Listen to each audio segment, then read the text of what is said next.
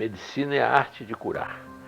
Então eu só tenho um único compromisso com meus pacientes: aliviar o sofrimento deles e, quando possível, curar.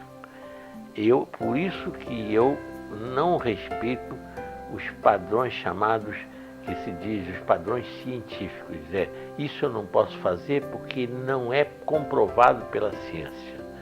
Para mim, o que comprova qualquer coisa é o efeito do tratamento. Se ele produz benefício para o paciente, é um tratamento científico, mesmo que nós não saibamos qual o mecanismo de ação desse tratamento. E eu uso recursos, sejam quais forem, para beneficiar os pacientes, para que eles se beneficiem e pelo menos tenham o alívio do sofrimento e, se possível, a cura do paciente.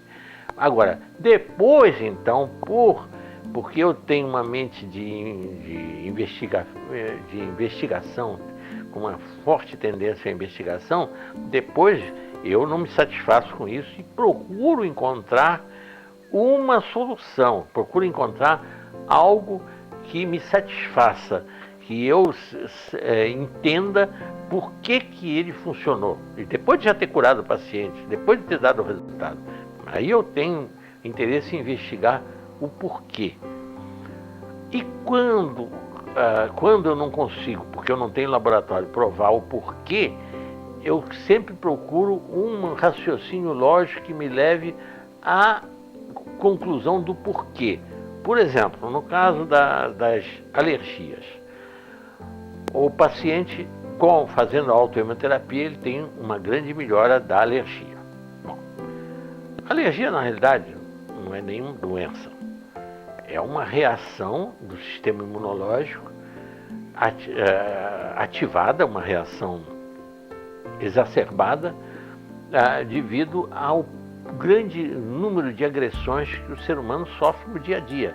No ar que ele respira poluído, nos alimentos que ele come com substâncias que são agentes conservantes, mas que trazem prejuízo para ele, corantes que usa nos alimentos.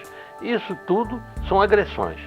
Então, o organismo das pessoas mais exigentes luta demasiadamente contra isso.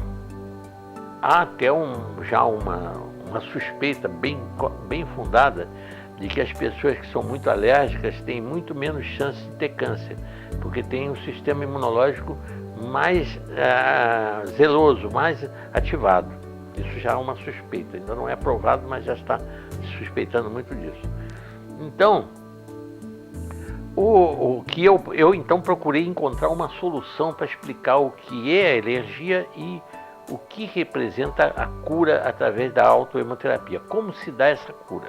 Inventei uma forma que me satisfez.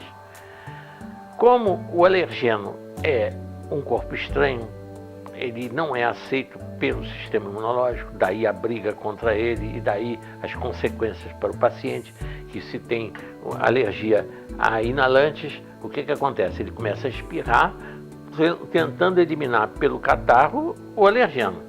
Se esse alergeno vai lá para os pulmões, o sistema imunológico agride aquilo e produz uma secreção para tentar, com essa secreção, que ele, tossindo, elimine esses alergenos que estão agredindo.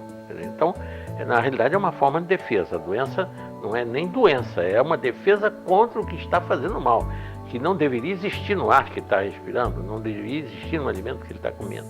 Muito bem.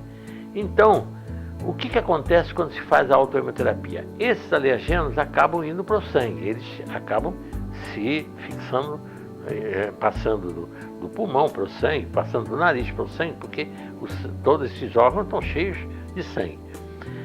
Quando o sistema imunológico vai lutar contra esse alergeno, ele vai encontrar o que ele considera que não é, quer dizer, ele vai identificar o alergeno, vai captá-lo e vai tratar de eliminá-lo como um corpo estranho.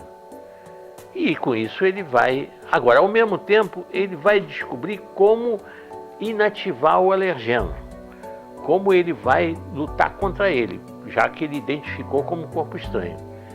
E acaba com isso induzindo o que chama tolerância imunológica. ele acaba aceitando como próprio o que antes ele considerava um inimigo. É o que chama, quem diz que descobriu, o maior alergista que o mundo já conheceu, viveu 2000 anos antes de Cristo.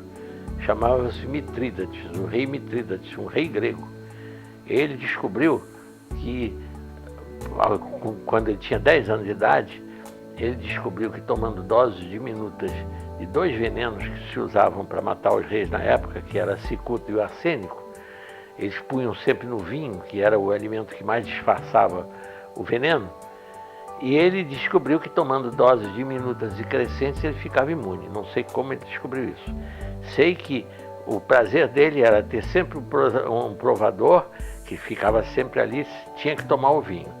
Quando o provador tomava o vinho e caía morto, fulminado, ele pegava com um gole, ele tomava o resto da taça de vinho e era considerado pelo povo como tendo poderes divinos, porque todo mundo tinha assistido a pessoa tomar e morrer fulminado, e ele tomando o resto, em uma quantidade muito maior do veneno. Então ele descobriu que o próprio veneno criava defesas contra o veneno. O veneno criava os anticorpos contra o veneno. Mas para isso ele fazia em doses crescentes. E é o princípio da vacina.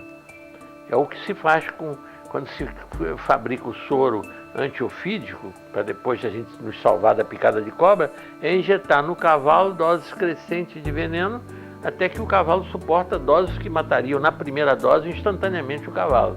E aí já está com esse sangue desse cavalo é retirado, separado do soro, e esse soro, a parte branca, né? A parte vermelha dos glóbulos é jogada fora, fica com a parte branca, e essa que é o soro antiofídico. Mas quem descobriu isso tudo foi o rei Mitrídates, 2000 anos antes de Cristo.